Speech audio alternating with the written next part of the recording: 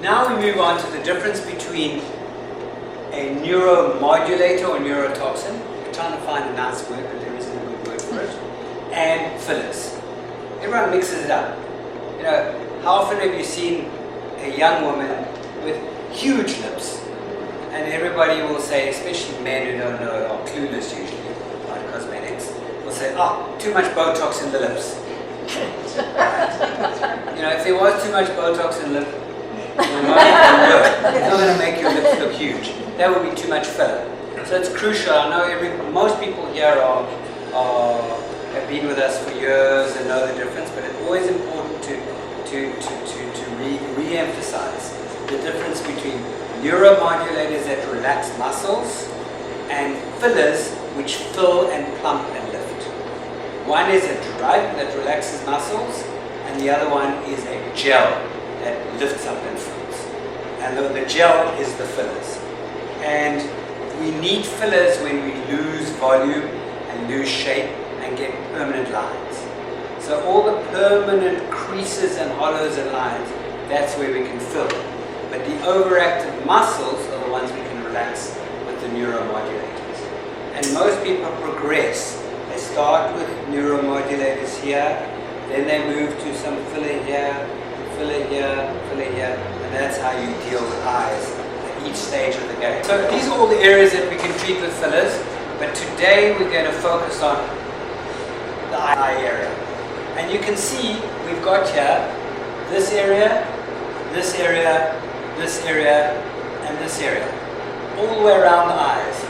And you're going to say to me, but that's not eyes really, but it is. It is so important. The first thing we usually see when we start to see aging eyes or aging around the eyes, firstly is the drooping of the eyebrow and eyelid, affectionately known as blepharopalasis. Hence the word for the surgery, blepharoplasty. Bleph, B-L-E-P-H, is eyelid in Latin. So everything bleph has got to do with the eyes. Blepharitis, inflammation of the eyelid. So once you've done the toxin, the neuromodulator here, to lift your eyebrows, try to get the skin, but it's not doing enough. What's the next step? Well, you can put filler on the eye, on the bone, on your eyebrow here. Not can, we do often. Put filler here, build up this prominence a little bit because we lose it as we age, and that will take up some of the slack and pull up some of the skin of your eyelid. Actually wonderful. Works like a charm. Same thing. Around the eyes we start to hollow in our temples. Do I look hollowed? No. Not because I'm young, but because I've got filler in my temples. And the filler in my temples is filled out and frames my eyes. As we age, we get hollow here, and then these bones stick out, and it makes our eyes look bony. And then you frame them properly by filling in your temple. Also, when you fill in your temple, it takes up some of the slack, the loose skin around your eyes. Under the eyes, well, everyone says, well, that's just cheeks. What's cheeks got to do with eyes? As we age, we hollow underneath this area here. Actually, the bone recedes.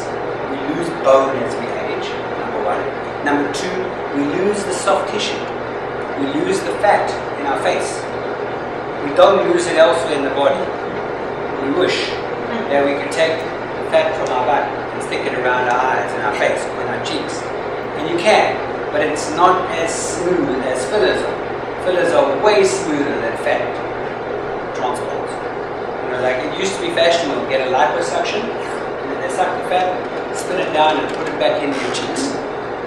Deep in the cheeks, okay, but under the eyes, not a pretty sight. Doesn't usually look that